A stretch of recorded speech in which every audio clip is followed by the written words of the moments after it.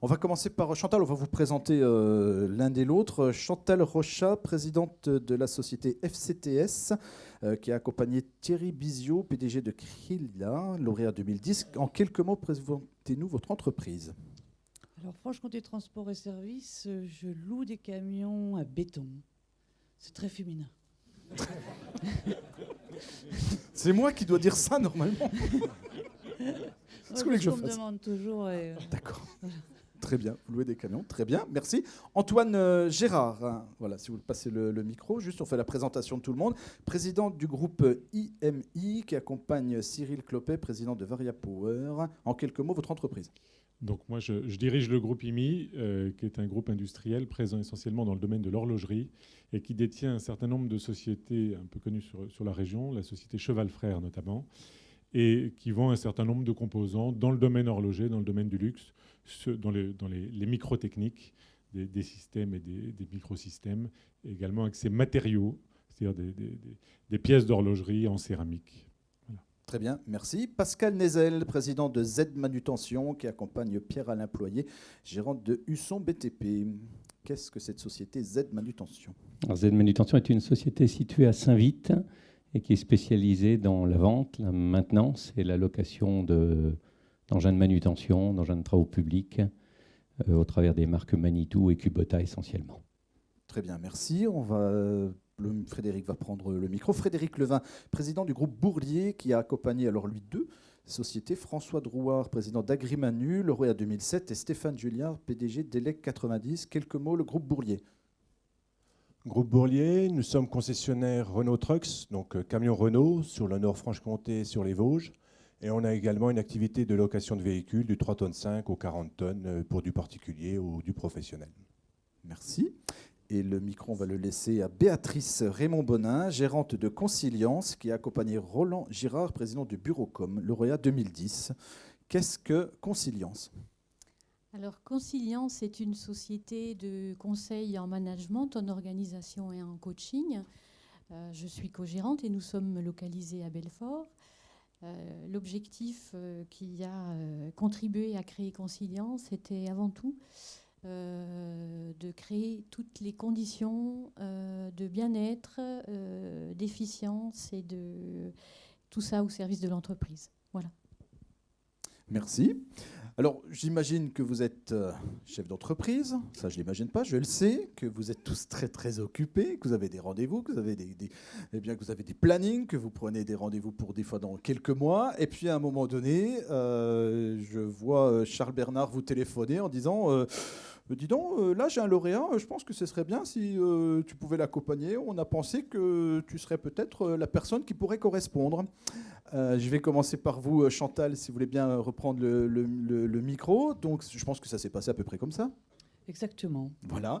Alors, on est très occupés. Et puis, que vous avez quand même décidé, vous avez dit oui, vous avez répondu par l'affirmative en disant, OK, je vais bien l'accompagner. Et vous avez accompagné donc Krilla Industrie. Comment vous faites ? Pas au niveau du temps, mais comment vous accompagnez cette société ? Surtout, c'est un challenge. Enfin, pour moi, c'est un challenge qui m'a bien plu parce que c'est ce qui m'a manqué quand j'ai repris l'entreprise, un accompagnateur. Donc, j'ai trouvé que c'était aussi un esprit qui me convenait et puis que c'était aussi notre devoir de chef d'entreprise. Si on veut que ce métier se perpétue, il faut qu'on aide les nouveaux. Et c'était pour ça que je me suis libérée pour pouvoir assumer. En plus de vos occupations. Oui. Très bien. Antoine, petite question. Vous êtes accompagnateur pour la première fois. Vous avez dit oui tout de suite ? J'ai dit oui tout de suite, tout à fait. Donc, alors, votre œil neuf sur l'accompagnement et le premier rendez-vous, comment ça se passe ? Eh ben, ça se passe très bien. Donc moi déjà, j'ai repris la suite de mon père, puisque le groupe IMI a été créé par mon père, et je suis très admiratif d'avoir quelqu'un comme Cyril qui monte sa boîte. Moi, j'ai la chance d'avoir quelque chose qui a été créé, dont je peux prendre la suite, essayer de construire dessus. Et le fait d'avoir en face de moi un jeune dirigeant qui monte quelque chose de ses mains, avec toute son énergie, j'ai trouvé ça extrêmement intéressant. Et le contact s'est parfaitement bien passé dès les premiers instants. Parfait. Pascal, vous accompagnez donc Pierre-Alain Ployer. Comment est-ce que vous avez traité les difficultés, s'il y en a eu déjà ? Est-ce qu'il y a eu des difficultés ? Est-ce qu'il y a des difficultés quand on accompagne un lauréat ? Comment vous le ressentez? Oui, oui, il y a évidemment des difficultés. La première des difficultés, c'est le trac, parce que moi, je me considère encore comme un jeune entrepreneur. Je suis venu au réseau Entreprendre essentiellement pour les mêmes motivations que Chantal, c'est-à-dire que j'ai repris une entreprise, moi, sans compte d'exploitation, sans bilan. Je me suis lancé dans une aventure un peu particulière, et c'est vrai que je me suis senti souvent très seul, quoi. Donc j'ai entendu parler du réseau Entreprendre, et très rapidement, j'ai eu le besoin d'entrer en contact avec ce réseau. Quand Charles m'a proposé d'accompagner donc Pierre-Alain, qui sera là ce soir, il est un peu en retard, mais il va venir, j'avoue que j'ai un petit peu hésité au départ parce que je ne me sentais pas complètement prêt. Le point de difficulté, j'oserais dire le plus important que j'ai ressenti, c'est la mise en confiance dans la relation. Il est toujours difficile de pouvoir aller très très loin dans l'échange parce que un jeune chef d'entreprise, jeune par son expérience, pas obligatoirement par son âge, c'est un peu son bébé et on lui demande voilà, de nous le dévoiler complètement, quoi. Et on doit mesurer les limites de l'ingérence, en fait, quoi. Et c'est la mise en confiance, quoi. Et ça se construit quand même avec un peu de temps. Ça se passe très bien pour ce qui me concerne avec Pierre-Alain. Est-ce que vous en êtes mis, vous, des limites dès le départ? Moi, je ne m'en suis pas mis. Et j'ai plutôt, pour gagner sa confiance, j'oserais dire, je me suis un peu déshabillé. J'ai déshabillé mon entreprise en lui donnant mes chiffres, mes marges, en disant, voilà, moi, j'ai absolument rien à te cacher. Alors qu'on est sur des métiers où on pourrait avoir une relation même client-fournisseur. Et puis je sens qu'aujourd'hui, voilà, ces barrières-là sont bien tombées, quoi. Ça a été le point de difficulté sur lequel je n'avais peut-être pas toujours moi le talent pour... oui, l'argent, voilà. Alors que bon, l'argent, ça ne doit surtout pas être tabou, je pense, dans la relation entre chefs d'entreprise, quoi. On est tous là pour en gagner un petit peu, en tout cas en faire gagner nos entreprises, quoi. Et comment est-ce qu'au niveau de la communication entre vous deux, comment ça s'est passé? Est-ce qu'à un moment donné, vous êtes allés manger ensemble? Est-ce que ça s'est fait? Est-ce qu'à un moment donné, vous avez cassé la glace, comme on peut dire? Est-ce que... Ça se passe beaucoup par téléphone, à vrai dire, parce que lui est à Belfort, moi je suis ici, et j'avoue que la distance est quand même un point bloquant. Donc on échange beaucoup par téléphone. J'ai bien senti que la glace était... je ne pense pas qu'il y ait eu vraiment de glace, il y a eu des hésitations. Et ce qui m'a rassuré, c'est que quand il avait, lui, des doutes, il m'appelait. Et là, je me suis dit, bon, c'est gagné, quoi. Il a besoin de réconfort dans ces moments de doute, quoi. Donc il vient vers moi dans ces cas-là, quoi. Merci. Je me souviens de Frédéric qui me parlait, il y a de cela quelques années, enfin 3-4 ans, de la société Agrimanu et qui me parlait aussi du réseau Entreprendre. Vous êtes en charge d'un groupe de travail sur l'accompagnement ou est-ce que vous en êtes... y a-t-il un point à faire sur les réflexions en cours? La prochaine fois, je me tairai, je dirai plus rien. Mais si, sinon je ne serai pas là. D'accord. Effectivement, on a engagé, Pierre vous en a parlé un petit peu dans son discours d'ouverture, on a engagé une réflexion un petit peu sur l'accompagnement lui-même. Ça fait 5 ans, maintenant c'est la 6e année, on attaque la 6e année qu'on existe, il y a eu des réussites, mais en même temps, c'est peut-être en même temps d'actualité d'ailleurs, pourquoi ne pas essayer de changer les choses, de faire évoluer les choses de façon à avoir encore plus de résultats? C'est-à-dire, entre guillemets, travailler mieux sur cet accompagnement. Il y a des réussites, mais peut-être qu'on peut faire mieux. Et si on prend un adage qui n'avance pas, recule, il y a peut-être des choses à faire, des évolutions à donner dans l'accompagnement, dans créer un kit d'accompagnement, le faire évoluer, voir comment se passe la relation entre l'accompagnateur et l'accompagnant. Est-ce qu'il ne faut pas en mettre un deuxième? Enfin, c'est toutes des réflexions qui sont engagées aujourd'hui. Et je pense que Béatrice, à côté, en parlera beaucoup mieux que moi, puisqu'elle est chargée un petit peu de ce rôle-là. Frédéric, est-ce qu'on pourrait imaginer d'autres outils? Parce qu'il y a quand même des tableaux, il y a quand même des choses qui se font régulièrement. Le but n'est pas de faire la révolution. Enfin, si je ne me trompe pas, j'espère que le conseil d'administration ne me contredira pas. Ce n'est pas de faire la révolution, mais une nouvelle fois, je le répète, peut-être travailler mieux encore. Ce serait trop facile de dire aujourd'hui le kit existe, l'accompagnement existe, on a mis des tableaux de bord, bon bah c'est bien, ça marche, on a 60, 70, 80, 90% de réussite, bon bah on se satisfait. Non, l'objectif c'est de faire encore mieux. Il est là. Enfin moi je le ressens comme ça, je pense que l'ensemble du conseil le ressent comme ça. Ça existe, il y a des outils qui existent, mais peut-être qu'ils ont besoin d'amélioration, d'évolution, d'autres outils, je ne sais pas, mais l'objectif c'est de travailler encore mieux. Très bien, merci Frédéric. Et Béatrice, petite conclusion sur cette question concernant le groupe de travail sur l'accompagnement. La notion en fait, c'est des relations humaines, parce que là, on parle du tableau de bord. Je ne vous cache pas que je suis accompagnant depuis 2 mois, et donc je reçois aussi les tableaux de bord, et que je me suis aussi largement posé la question en disant, mais moi... Mais en fait, oui, pourquoi pas, parce qu'on a ce regard extérieur. Mais là, sur cette notion d'accompagnement, donc c'est bien de la relation humaine dont il s'agit.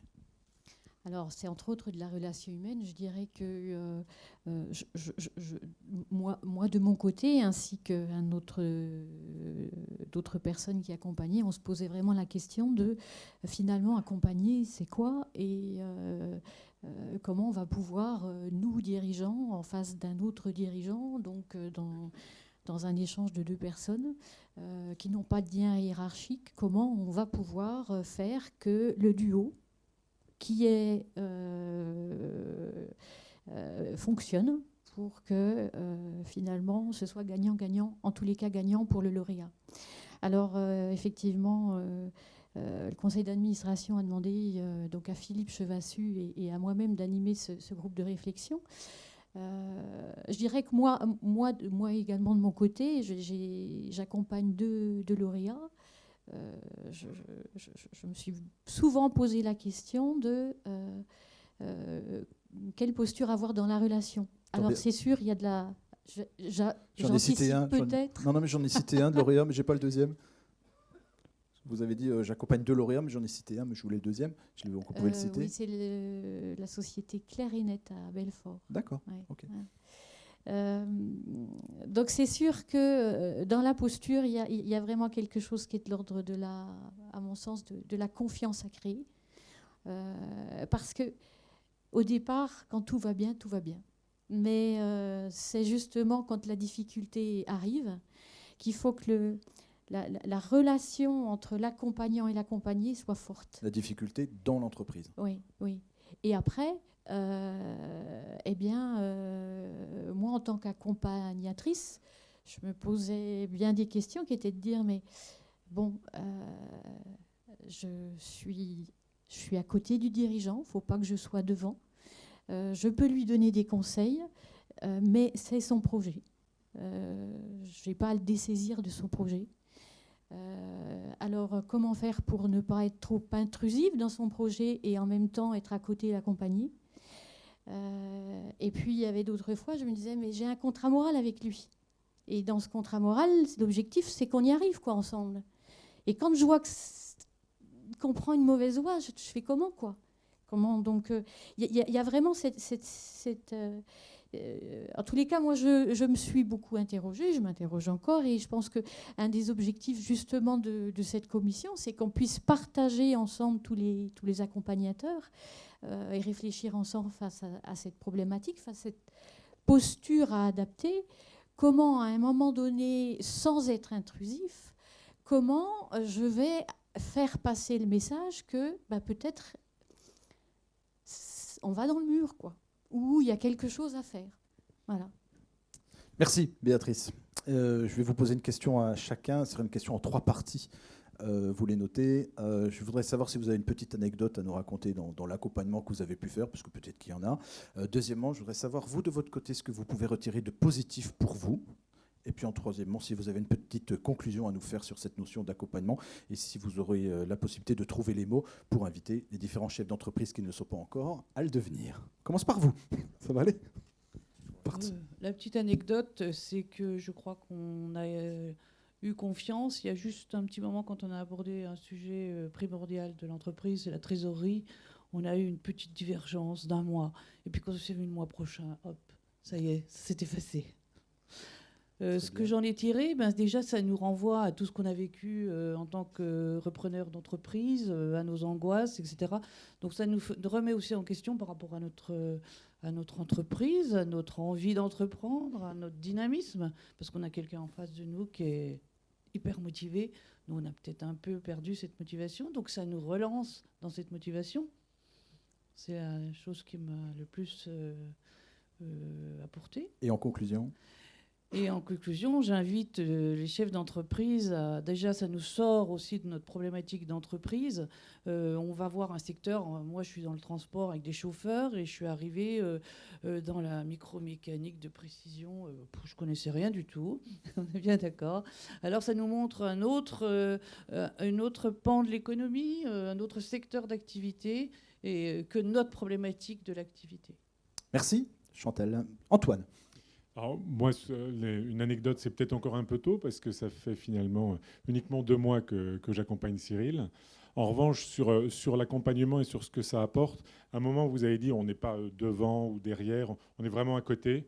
Moi, je vois l'accompagnement comme étant quelque chose, une vraie relation d'égal à égal, en fait. Je me considère, je pense être encore un jeune entrepreneur. Je suis avec Cyril et quand on a des échanges, je lui pose un certain nombre de questions et au fur et à mesure, généralement, de la discussion, je me dis, mince, ces questions, je pourrais me les poser exactement à moi-même. Et je me rends compte à la fin, je prends des notes en me disant, oui, ça, il faudrait que je fasse, ça, il faudrait que je fasse.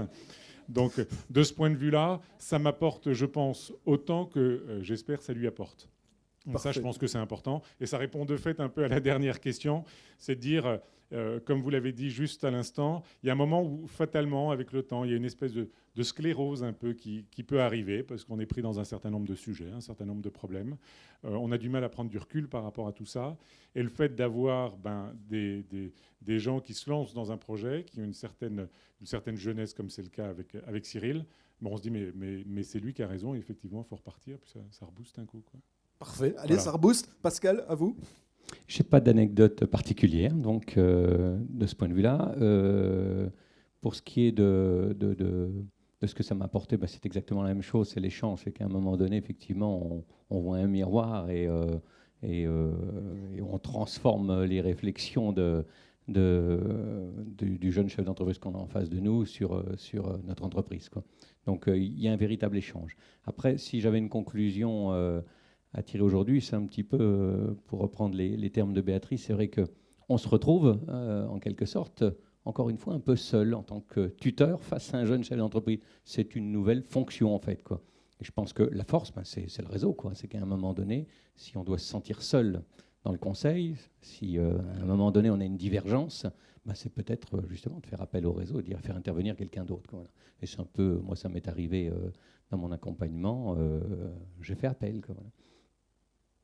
Parfait, je ne vous en dirai pas plus parce que vous n'aviez pas d'anecdote à nous donner.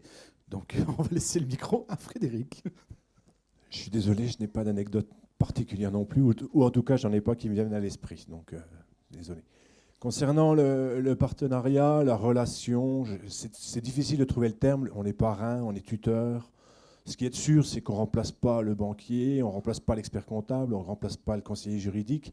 Le but du jeu, enfin pour moi, dans ma vision à moi, c'est d'avoir réellement un réel dialogue avec la personne, de jouer carte sur table, parce s'il veut savoir des choses sur l'entreprise qui peuvent y apporter quelque chose, pourquoi pas. Puis après tout, comme il le disait juste avant, on apprend aussi des choses des gens qu'on a en face de nous, parce qu'ils peuvent avoir des soucis, des problèmes qui entraînent des réflexions en se disant, tiens, chez moi, si ça se passe, comment je ferais, quoi. C'est clair qu'il y a un enrichissement, certainement, enfin je l'espère, du coup, en tout cas de mon côté. Il y a un enrichissement pour les gens qu'on supporte, qu'on soutient au quotidien, mais à titre personnel, j'en tire également un enrichissement non négligeable. Et en même temps, ça correspond aussi à mon souci un petit peu associatif, je dirais, de bénévolat, de donner de son temps à quelqu'un et espérer qu'il profite de ce temps-là au bon maximum. Très bien, merci Frédéric. Juste avant, Béatrice, que vous ne preniez la parole pour conclure cette table ronde, juste une petite anecdote qui m'est arrivée il n'y a pas si longtemps, c'était au mois de décembre, avec les lauréats qu'on va découvrir tout à l'heure, sur une notion de communication, donc une décision que les deux associés ont prise, et je ne pense pas la même chose. Et je me dis, je leur dis pas. Je pense, je le fais pas, je leur dis pas, qu'est-ce que je fais, etc., etc. Et je me dis, on va trouver les mots et puis on va dire ce qu'on ressent sans aller plus loin, sans s'ingérer, comme on le dit, en disant, j'espère qu'ils vont bien le prendre. Effectivement, on a eu une vraie discussion suite à cette intervention et c'était vraiment cette interrogation que j'ai pu avoir. En conclusion. Alors j'ai joué la 3e mauvaise élève puisque j'ai pas d'anecdote qui me vient comme ça à l'esprit. En revanche, je dirais que chaque accompagnement est une aventure différente. Et de ce fait-là, À chaque accompagnement, on a quelque chose à apprendre. Ne serait-ce qu'à se poser la question, tiens, ça, comment je pourrais le dire? Comment je pourrais le faire passer? Quelle idée je pourrais apporter? Moi, si j'étais dans la situation, qu'est-ce que je ferais? Voilà. Et puis, il y a, je trouve, une autre grande richesse à l'accompagnement, c'est,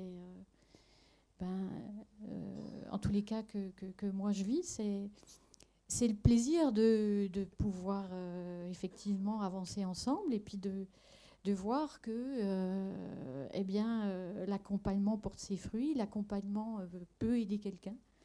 Et rien que ça, je dirais, c'est du bonheur. Oh, c'est le mot de la fin, j'adore ça. Très bien, on arrête là. C'est du bonheur. On les applaudit très très fort, mesdames et messieurs.